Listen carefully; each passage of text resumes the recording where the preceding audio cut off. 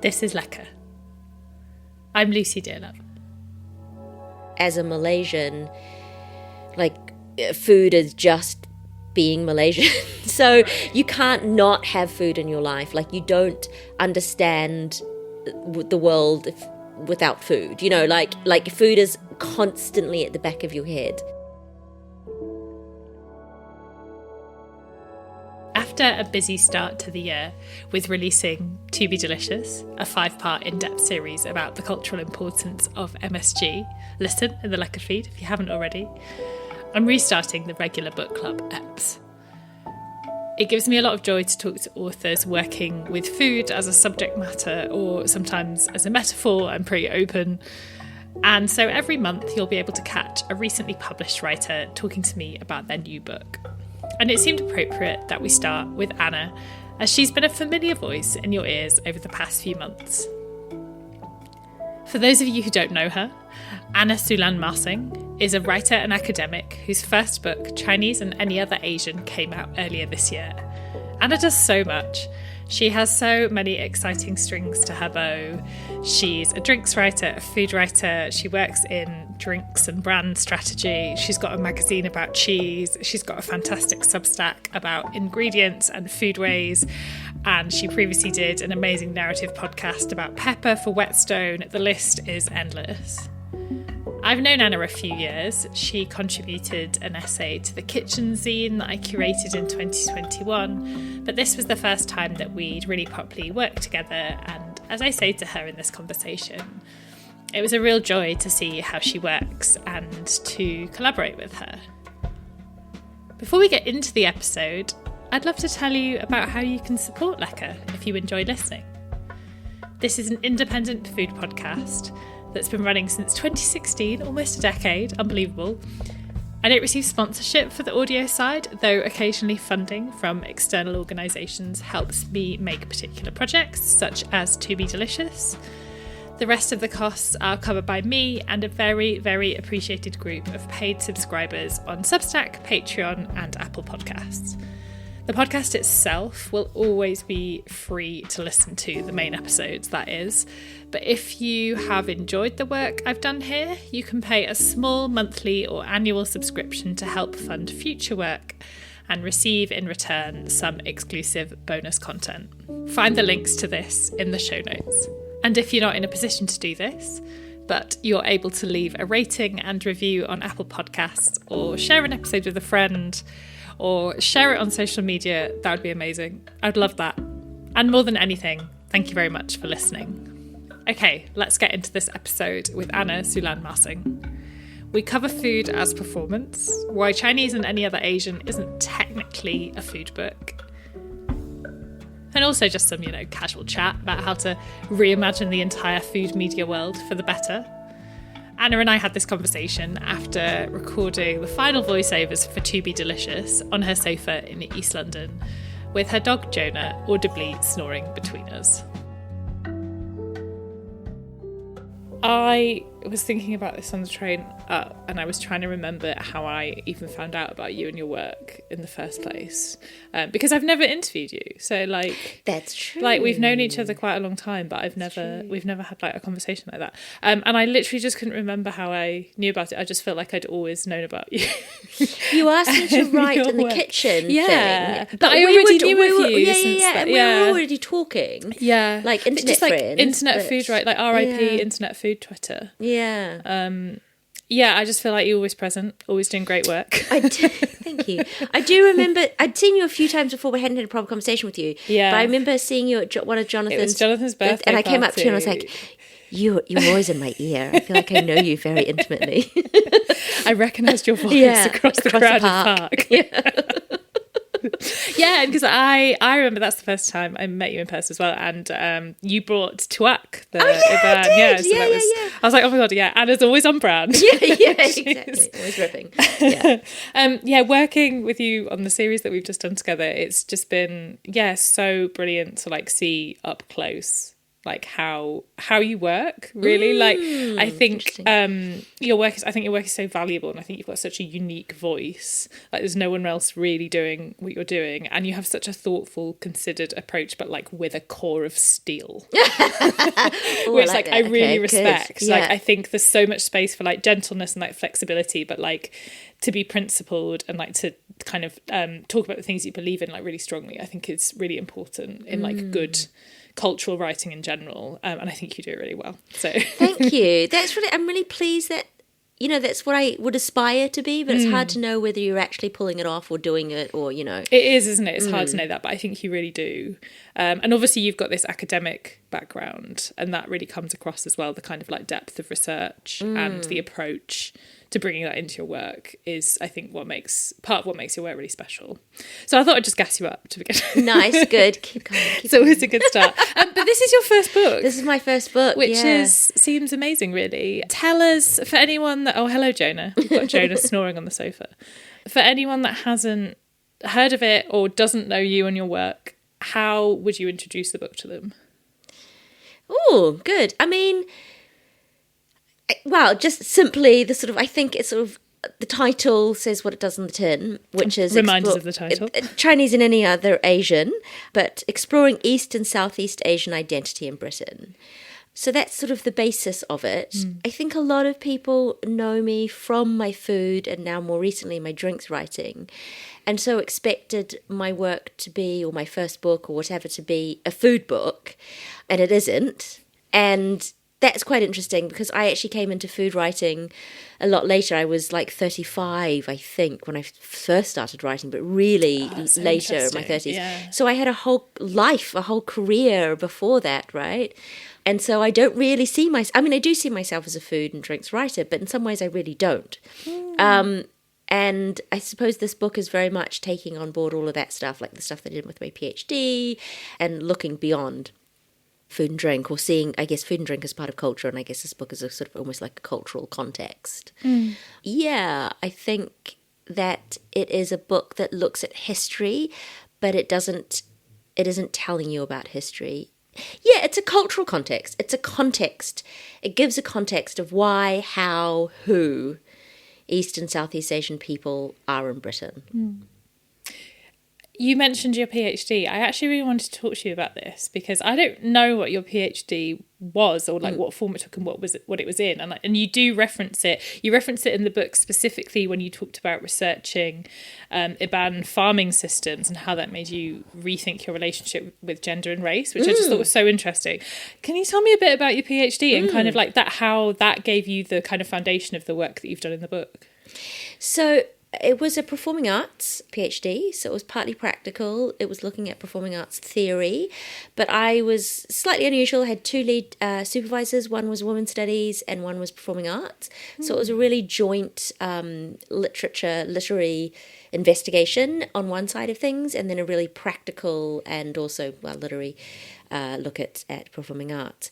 And so my background is theatre and performing arts originally, and it was looking at performance practices of Iban women, and it was looking at dance, performance poetry, and weaving. And these are all cultural practices that all tell stories. So they're all storytelling practices, right? And all of them were linked in some way to the farming cycle. So weaving is considered women's war. So men cannot go to war unless weavings have been done. Yeah, so fascinating. Yeah, so, and there was a real equalitarian society. The Iban society traditionally is very equal. What that means is that the gender roles have equal relevance and importance, and positions of power, maybe more predominantly men, I guess, but that didn't mean like sort of head chiefmen and stuff. It didn't mean that women couldn't be in positions of power, or their positions of power were seen as less important or less equal. And you go to war to get new ground so that you can plant new rice. Those were so even kind of war was about farming cycles. Then I looked a lot at like Gawai, which is the harvest festival. So obviously that's a part of farming cycle. So and the stories you tell then, the weaving that gets done for then, the dreaming that gets done. So all this is like performance, right? So from that, I ended up talking and writing a lot about food unintentionally. It ended up, my final piece was also a thesis plus a performance. And the performance was an hour-long epic poem performed by 4 women, myself included. And we asked people to come with a story, a line of a story, or a spice. And every night we made a curry. And Kat, who's in my book, Catriona, she was in charge of making the curry, so balancing all these spices that arrived. You wrote your story on a ribbon and either wove it into I had these big looms. One loom was finished, one was half finished, and one was finished over the course of the performance week as people wove their stories. Yeah. And then sort of 3/4 of the way through, we invited the audience onto stage and sat down and ate the curry that everyone had made, contributed to, and continue telling the stories around the people. One thing I learnt, and I can imagine this will be the same actually with my book, is that once you start telling stories and telling your own stories, people want to tell their stories back to you. And that can be quite hard to manage sometimes. It's a lot of emotional... Yeah. I don't want to say emotional labour, even though that is true, but it's just like quite emotionally exhausting, isn't it? Yeah, you've got to hold space for those stories and respect them, right? So after the first show that we did, we were so exhausted because of that. And I remember saying to all the performers, being like, okay, when we go on stage tomorrow, you only give 70%. You have to save 30% so that you can be there for people to take on the stories. Oh my God, that's so wild. And that being part of the performance is so interesting as well. But that's what being part of a community is, right? Yeah, you're putting yourself into a community, and your audience is your community. And like your readers are your community. Like that is you have to respect that process. And I think if you don't, that's a very capitalist approach. It's a very kind of possibly masculine approach to be like quite linear about, I am the big performer, I'm going to put 110% and then I'm going to walk away. But that's not what like community is, ceremony is, ritual is, all that stuff. It's like a cyclical or a reciprocative thing. That's so interesting, because I actually really wanted, because after, I don't know if it was after your PhD or kind of concurrent, but you also previously ran a theatre company. Yes. And I'm so interested by that because like there is so much performance in food, like whether you think of like quite literally in like open kitchens in restaurants and stuff like that, but also just the kind of like even within your own home, the kind of like cooking and serving and like eating with people, like, and how you're talking about the elements of performance there, how that might actually be like after what we consider to be like quote unquote the performance. It's like the performance still continues for sure. Like what especially did with you social learn about media that? especially with social Oh my God, media, so it's like true. continuous this constant like kind it of never ends. Those houses or whatever, those fun houses with mirrors, and you see if like that is kind of like social media adds the reflection that just keeps going to a restaurant or a hospitality space. I mean absolutely there's a reason why I ended up in hospitality. There's a reason I worked in hospitality alongside performance. You all prep for that moment, that 12 p.m. when suddenly you're like, we're on, and you're like, have you polished enough cutlery? Have you got have you set your props? It's the same thing, right? And there's the ritual and the kind of like people are like the customer or like the attendee at the restaurant is playing a role as well. Yeah. And they don't see the back of house. They don't see what's going on. They don't see the runners. They don't see the cutlery polishing, just like you don't see backstage. You don't see it's so similar. I also think like just that kind of like what you talked about, coming to food writing late. I always think, I mean, this is kind of sort of my experience of this is more sort of specifically in working in audio, but I always think it's so interesting when people come to making radio or podcasts from working in a different medium or working in a different industry, because they have so much like to come to the medium with fresh eyes is so valuable, because you get very stuck in a rut and you think about making stuff in the way that you've made stuff before, instead of being like, what is the story I want to tell and what is the best way to do that? So I think coming to food writing from that perspective of performance and like theatre and dance, like, because I know previously you were a dancer, like that kind of physicality in the space is so fascinating. And like for me it's always like, why, like when I had my theatre company I was always like, why are we doing this show? Like, what is the point? And the point can be it's beautiful. Like, like there's nothing wrong with that. But if that is your point, and I think so much of writing is like, why are you writing this? Like, why are you doing this? You know, and if people ask that more, maybe we'd have more consistently better food writing, food media. Yeah, that'd be nice. So as you've acknowledged that it isn't, Chinese and Any Other Asian is not a food book. No. It's a book about, as you described it, cultural context, a book about identity and kind of wider political systems and how they interact with each other. This is a food podcast, so I am going to focus on the kind of like elements of food in the book. I know this is the thing, like, and there is not only a whole chapter about food, but there is also like is everywhere. It's like throughout the book, which I guess was inevitable. So, you know, you've talked about your background in performance and academia. How did you start working in food? Like when did that start for you? You know, you've said you didn't come to writing until later, but that's not when you started working with it altogether, right? No, I mean, I had a job from the age of 18. I've always worked front of house, like, and I think it's only really in the last few years that I've not worked front of house, you know. But even that, when I was writing, what was your first hospitality job? I worked for so this is in Auckland. I worked for like a bistro, like by the yachts. I was going to say by the sailing things, by the yachts, you know. So there was a lot of like rich men who had yachts who would come in for brunch and stuff. And an 18-year-old woman. Yeah. It was fun. Actually, it was all right. It was all right. I had a really great female boss who was quite like hardcore, and actually, I really enjoyed it. It was quite good. Yeah, it was quite casual. I think I had a lucky moment there. It could have been really bad. That is good to have that. My first hospitality job was in a hotel, like in my hometown, like after I'd gone to uni and come back. And I had the maitre d' was this French guy who, as soon as he found out I was at university in London, he asked me where he could buy weed in London. I was like, I don't really think that's how it works. That's like, amazing. Just ask someone on the street in Camden. I don't know.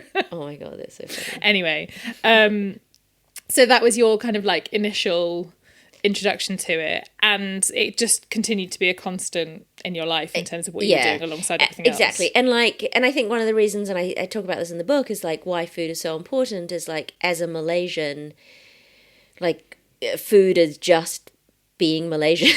So you can't not have food in your life. Like, you don't understand the world without food, you know, like food is constantly at the back of your head going, oh, what am I eating next? What about this? How do I, you know? So I think that it's always been a part of my life. It was always going to feature in the things that I do. The fact that like my PhD was not about food, and yet I still cooked, you know, it was just, it somehow was there. And of course I could have done it in a totally different way and not had food in it, but I found the food bits, you know? But also why I left academia was because I didn't enjoy it. I didn't enjoy the fact that I went into theatre because I wanted to speak to a wide range of people. I wanted things to be accessible, and that's what my theatre company really was. And academia is not accessible. Like, you can't, you know, it doesn't welcome people into the space. Academic books are so expensive, you know. So I was like, I don't want to be in here because I want to be talking and having these stories and these conversations to a wide group of people. And food allows you the starting point to have tough conversations. So through food, you can talk about colonialism. Through food, you can talk about racism, which we've just spent 5 episodes talking about. And it can be a space where you can have that conversation about racism with many people from different backgrounds, because it can be understood a lot easier. You know, it didn't have to be this podcast, the MSG, To Be Delicious didn't have to be a podcast just by me. It could easily, you know, it was very much a collaborative podcast between me and you. Even though it was about race and racism. Yeah, totally. That's so interesting what you said about growing up with the attitude towards food that you have because you're Malaysian. Because, I agree with you that food is very universal, but I think also in this country we have this very specific approach to food, which I think has really informed a lot of the mainstream food writing you see, which is that it's sort of not a part of our everyday life because we don't allow it to, like, we don't allow it to be in that way. And I don't quite know how to articulate this, but it's like there's always an element that to take pleasure in food is like somehow sinful. Yes, absolutely. I mean, I blame the Victorians. I blame Victorians for literally everything I can. But that sort of puritanical side of things, but then the flip side of it, the Victorian Queen Victoria really enjoying food, so it then becoming a thing about class as well, right? And then like restraint or class, or markers of class or markers of like goodness. Yeah, and so that's quite alienating, right? If you've come from this idea that like food is everything and food is for everyone has the right to take pleasure from it, to being like, oh, that chocolate bar's a bit naughty. Yeah. The idea of food being naughty is such a, like, I don't know, like feels like a very British thing. Obviously, it's elsewhere in the West and America as well, but I wonder if it is a very British thing. Yeah, for sure. This is sort of tangentially connected, but I really enjoyed the quote in the book from the feminist academic Irene Gedeloff, I think that's how you say her name, on kind of rituals of domesticity within domestic space. So how making a home and what you do within that space, the kind of cooking and cleaning of everyday life, how that takes on new meanings within the context of migration and like how significant it can be.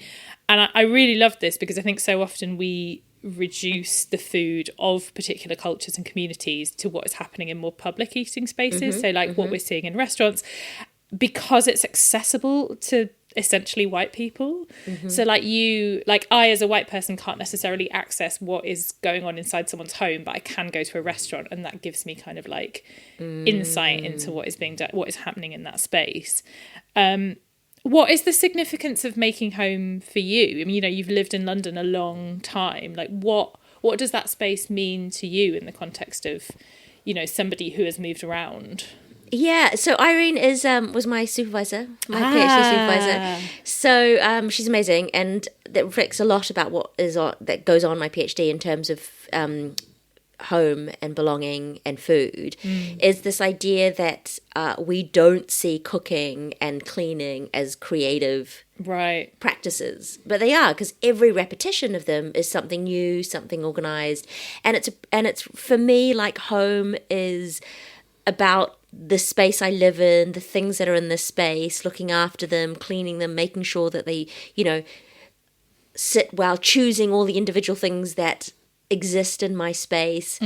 And so for me, in terms of, so I do cook, but I'm not like a great cook, or I'm not someone who particularly enjoys cooking necessarily, but there are things that I do enjoy. So I have different pepper grinders for the different peppers I have, because I have a lot of different peppers. I have different salts, I have different types of olive oil for different things, and I have different types of honey. So those are all these things, these elements. And I mean, I know quite a lot about pepper, but the other things I don't know about, and I don't care. I just know they taste different, and they're really precious to me because I've purposely chosen them. I've got that, like, every time I travel, I get honey from somewhere, so all these things have real meaning, and then they come back to my home, and I'm like, they're part of the recreation of home, recreating the space to make it mine. And I think that's really important. And just little things like, what jars am I keeping my tea in? How is things organized? And, when you migrate, particularly, migrant women are often not seen as kind of creative agents. Yeah, and they're responsible quite often for making sure that the family have home and have anchor and have belonging. And they do that every day by ensuring that there is food on tables, the house is clean, or things like that, as well as, all the other things that they do. But you're right, that work is definitely reduced and not seen as creative, I think. And seen as survival as opposed to being like, well, this is why you're thriving. It's potential for expression. Yeah. Yeah, completely. And that kind of relates to, you mentioned that one of the ways we sort of first interacted was when you wrote a piece for the zine that I did about kitchens. And the piece that you wrote for that was about, the two kitchens that are very common in Malaysia, more widely, and you use the example of Sarawak, where your family is from, and the idea of like almost being able to recreate the second kitchen within your one kitchen in London. And I think in this particular essay you talked about like doing that by putting on a sarong to to cook it. And I really love that idea. And again, it comes to the idea of creativity and kind of beauty within the domestic space. But I think that's one of the things I really liked about the book as well, is that, and it's the thing that I always want to see more of, which is that like positioning food in a wider cultural context. Like it's not this kind of silo where nothing else interacts with it. Like it relates to like sex, power, fashion. It's so political. It's impossible for it not to be political. It's impossible for it not to be cultural. Yeah, like we sort of forget it, and it becomes like, instead in this country it becomes entertainment. Right, that's so true. And I just don't want food to be entertainment. That's a really interesting distinction. Like food can be fun, right? But it doesn't. But if we expect from it what we do with like other forms of entertainment, that really changes the dynamic. Exactly. Because we feel very entitled, like within that, to have a good time. Exactly. And then so like people's labour. I mean, all entertainment obviously is labour, but there's something different about like consuming that labour, like physically eating that labour, like physically eating that person. I don't know. There's something like kind of like grotesque, like physical theatre piece thing that I kind of like in my brain about this idea of what, like, I don't know, or some cartoon of something. That idea of entertainment I feel like really relates to the food chapter in the book, actually, where you begin it with, you're in the park with Jenny Lau of Celestial Peach, and you're talking about the words you hate when people talk about food, namely when people describe food as banging or saying that it slaps. And I thought that was so fascinating. It made me, like, in this way that like you just talking about food as entertainment has made me really think about like the entitlement that we have within that. Thinking about those words made me really think about like what like people in the UK often demand of food of different communities. Like they believe they are entitled to deliciousness, like without question from those communities. And their context of deliciousness. Exactly. Yeah, I guess that's what I'm trying to get to. You have to make it delicious for me. Yeah. And feeling sort of entitled to talk about like authenticity within that as well, as if you're qualified to do that. Yeah. I mean, yeah. You also talked, sort of in coming back to this idea of creating home, you talked in the book, and I've heard you talk before, about how it was actually your mum who was a big part in making you feel like you were Malaysian. And your mum was a white New Zealander. Like, how did she do that at home? Yeah, it's quite hard, because when I was writing the book, I was sort of thinking about that, and I was kind of like, I don't know how to articulate. I don't even know how to articulate this. But it was things like Malaysian or Asian, Southeast Asian food flavours were really familiar to me. So I guess there was a lot of cooking with them, like stir fries and things like that. But I can't even particularly name like this is so bad. Anyway. No, but actually I think the fact you don't have specific examples sort of says it was just sort of like a general vibe. Yeah, exactly. And it was, she's always talking about like being in Malaysia and what Sarawak was like and that kind of stuff was always there. And then I think there was a bit about like we would go to dim sum and on Sundays and things like that, and there was just a real recognition having sarongs. Sarongs were so huge, like there was always sarongs in the house, that was such a big part of understanding identity.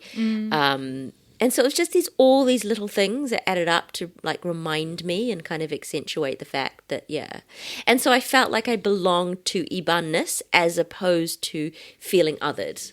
Which is huge, right? Which is huge. Yeah. I mean, I did obviously feel othered, and other people made me feel othered, but I was like, not within the home. Not within the home, but also like I was like, oh, you're weird for making me feel weird because I have a belonging. Yeah. So it was decentering the idea that like other people's reactions was the default, or like exactly. It was kind of just like, I mean, that's sort of fine that you can say that. Like all the microaggressions, which like do add up, still a problem. But in my brain, I could sort of be like, you're just weird. Like I have a belonging. It's okay. Yeah.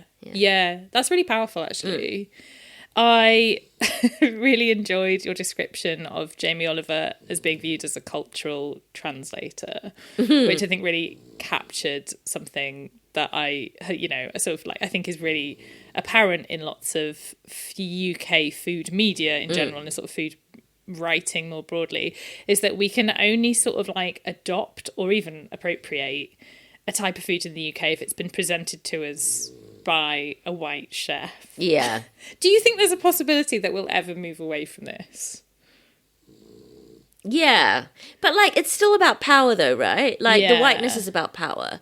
So, like, will we be able to move away from the idea of, like, who do we give power to and who do we legitimize and why do we legitimize them? Yeah.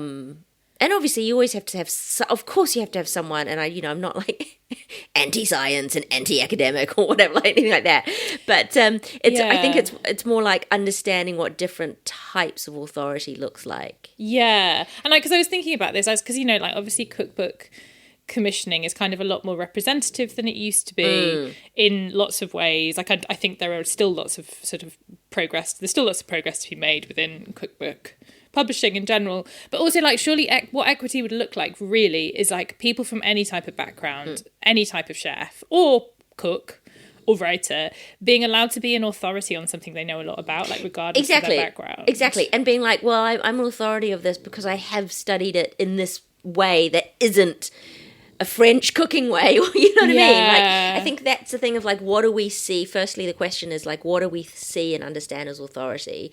What does it mean? What does that authority mean? Like, if you look at MasterChef, the professionals, the people who win and the people who get to the end of it, the people who get to the finals, are all people who have done some kind of like traditional French, quote unquote, French training, and so that means that like regardless of whether the individuals are racist or not, it is a structurally racist program. And is so if you get to the end, if you start off with like all these like people from a variety of backgrounds, bearing in mind every single person on that program has got there because this is their profession.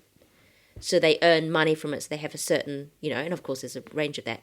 And yet by the time you get to the end of it, the finals, which is 14 people or 12 people or whatever it is, there are only 2 people of colour and only 3 women. Right. You're like, this is structurally racist and this is structurally misogynistic because your values, what you value and see as authority is X. Yeah, it doesn't matter how diverse your booking is. The structure that you're judging people by is inequitable. Exactly. And so it's like thinking, but that doesn't mean just like any Tom, Dick or Harry can come up and be like, look, I'm Iban, so I can, like I can talk about Ibanness because I've got a PhD looking at it.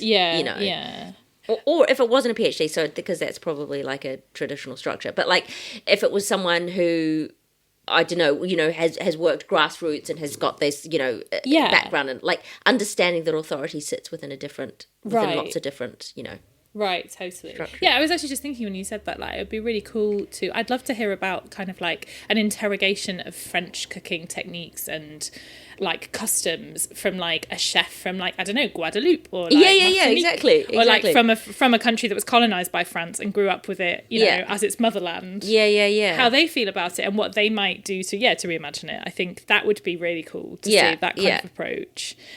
If we're thinking about food and the book, I think one of the things that like I really wanted to get across was this idea of, and we talk about it in the podcast, is this idea of evolving, like constantly on the move, and food is constantly changing and reflecting, and like the people here making the food from their home or their heritage like should be allowed to be given space to evolve instead of constantly replicating this idea of tradition and like again this authenticity that's totally made up. And I just don't think people of East and Southeast Asia are allowed to do that often, because I think some of our food is knowable, right, and understandable, so people are like, well, I had that fried rice, I want to continue having that fried rice,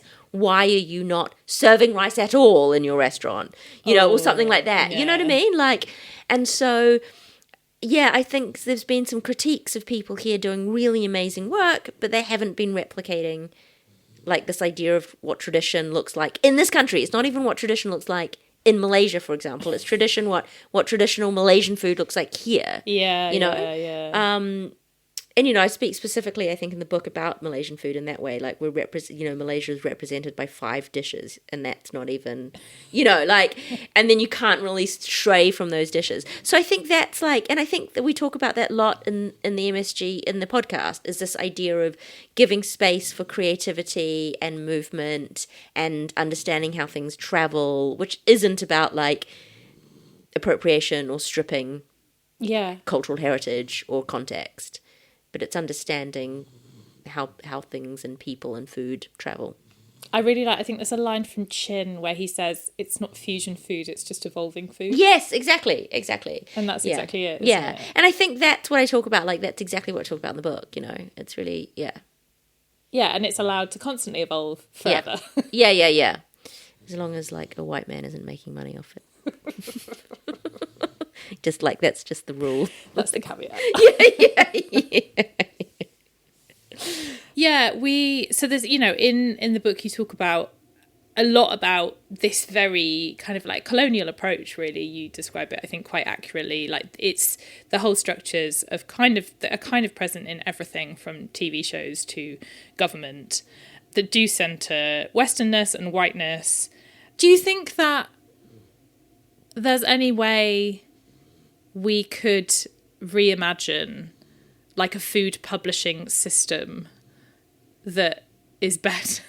I realise this is a very big question. Let me narrow it down a bit. If you were going to commission one cookbook tomorrow that you feel would change the world, oh my God, what would you commission? We can cut this because I feel like this is a rogue question. Okay, no. So what the problem? Okay, so the problem is that as someone who doesn't really cook a lot.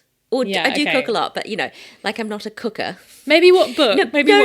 No, I want to answer this question because I do love cookbooks. Yeah, you do. You do have full shelves. Yeah, full of because I love reading them. Yeah. So it would be a cookbook that is 50% history and context, and then 50% recipes. This recipe is because of X, and these ingredients are in it because of the way this ingredient has come to this. It would definitely be a cookbook that is based in place. So it has to be about the place, whatever that place is, and then an interrogation into the ingredients and why those ingredients are in that recipe. Yeah.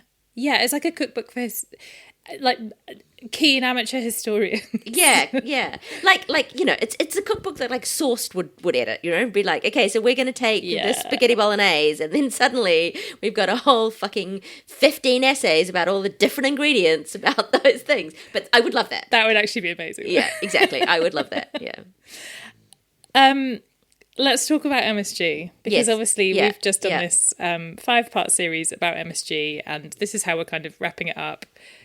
Correct me if I'm wrong, you don't actually talk about MSG in the food chapter specifically, but it absolutely kind of fits into the narrative that you write in that chapter, which is kind of how predominantly white UK food culture has insisted on telling the stories of the foods of East and Southeast Asian people itself, kind of policing how dishes are described and essentially often how they're cooked as well. How do you think the portrayal of, and the demonisation really of MSG fits into the structures that you're talking about in the book? I do actually mention MSG. I stand corrected. In the violence chapter. I missed that. I was looking for it in the food chapter. No, but it's not I think it's one sentence, because it's about how it is the repetition throughout the years, centuries, of Chinese in specific, but then that kind of it filters out to anyone that looks Chinese and East and Southeast Asian people. It's a repetition right from back in Victorian times and Charles Dickens, and the way that Chinese people were spoken about with opium dens in Limehouse. Oh yeah, I do remember this now actually. And then again, and that sort of constant, and then you see it with MSG, you see it with the foot and mouth disease, which got blamed on Chinese restaurants in the UK. You saw it in COVID, and the repetition of you could map those sentences that got used and utilised almost onto each other. Yeah. And they are all misinformation. It's the same with MSG. It's the same with what happens with the opium dens, foot and mouth, etc., etc. Yeah. There's this misinformation that gets put into the public via media. Yeah. And then the media replicate it. And then someone comes back and says, that's actually not true. Here are the facts. And then on, like, whatever, sometimes, occasionally, some people, they're put on page 10. Sorry, we wrote an article on the front page 3 weeks ago and it's incorrect. Yeah. No one reads that. So the myth it stays, prevails. exactly, it stays in the cultural narrative of a community.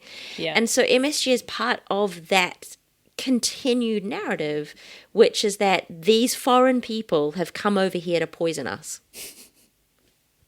Like that's the same narrative that happened over and over.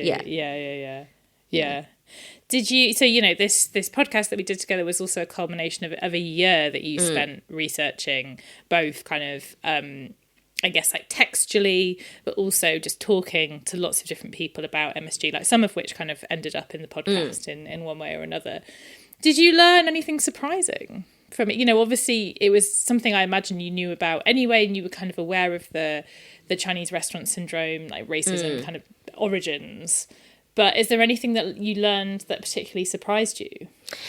I think how attached people are and were to Chinese restaurants if they weren't part of that community.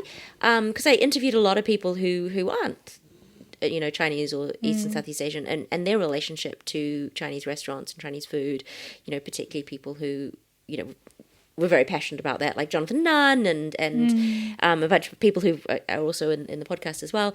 I thought that was really interesting and really cool, and a lot of that were diaspora communities as well that had an attachment to it. Actually, this morning I was reading Jenny Lau's book and the chapter on kosher. Okay, is for kosher. Yeah. And, and I think that's what's really interesting and exciting was how much British Chinese food really meant to a lot of people and how people interpreted that. And then how, interestingly enough, they could then kind of flip that and turn that and almost weaponize it, even though, on the other hand, there was a lot of love and a lot of affection for the food. So, yeah, and I think so one side that was really lovely, but then then a really reminding of how people can disassociate labor and people with desire that they want to eat, the entertainment, the entitlement to deliciousness. I think it's what you were saying before. Like, actually, I think that's what tapped into it. So yeah, that relationship, that negotiation that happens in the UK with British Chinese food, I think was really fascinating. Yeah, right. And like the loyalty to it can sort of be revoked. Yeah. To an extent. Yeah. Like, if people feel so strongly about it, but then are like, oh, but it's actually... Yeah, that's really interesting. And, kind of at the end of it, I guess I was trying to think about whether making the series has changed anything for me in terms of how I think about it. And I think it wasn't something that I was wildly well informed about. I mean, I'd read the MSG issue of Pitt and kind of Mimi A's writing around it. But I think the thing that has been really lovely for me at the end of making this series is like the gentleness and like homeliness of it, and like the potential for that is so nice. Like there's so much like fun possibility within that. Yes. Yeah, definitely. And MSG was not something I used before. Yeah, I remember you saying this before. And so that was been really fun to learn how to use it. Yeah. And sort of go along with this, like hearing about how people use it and then experimenting with it at home and seeing how, and there was one time where I just like used too much of it and I was like, oh, that was a lot. Okay. But that's part of it, right? It is part of it. Yeah. Like pushing the boundaries. Like I've definitely done that with salt and sugar and something as well. And seeing it like as one of those things just to kind of play with. Like it's a fun tool. Exactly. Yeah.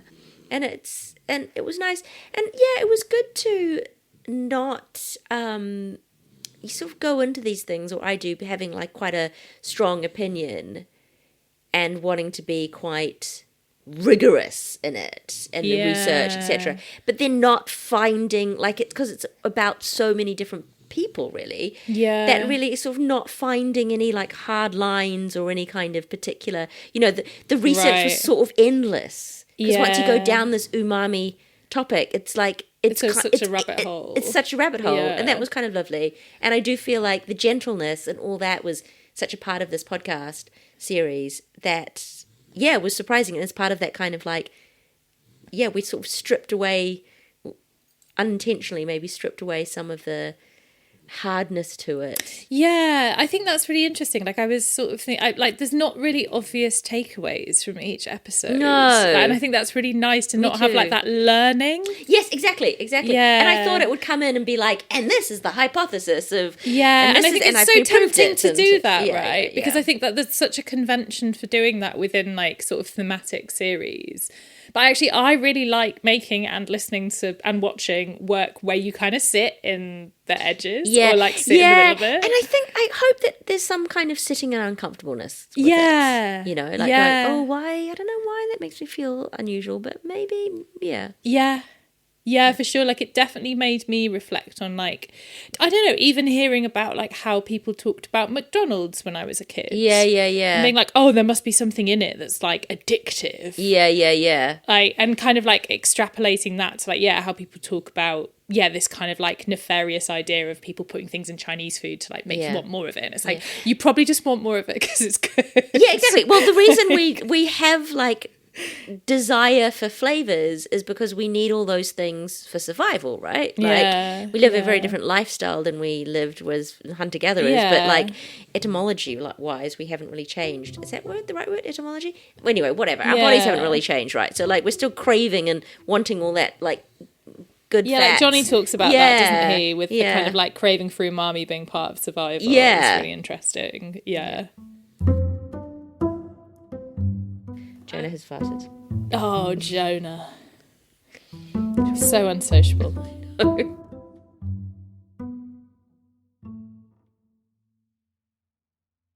Lekker is hosted and produced by me, Lucy Dearlove.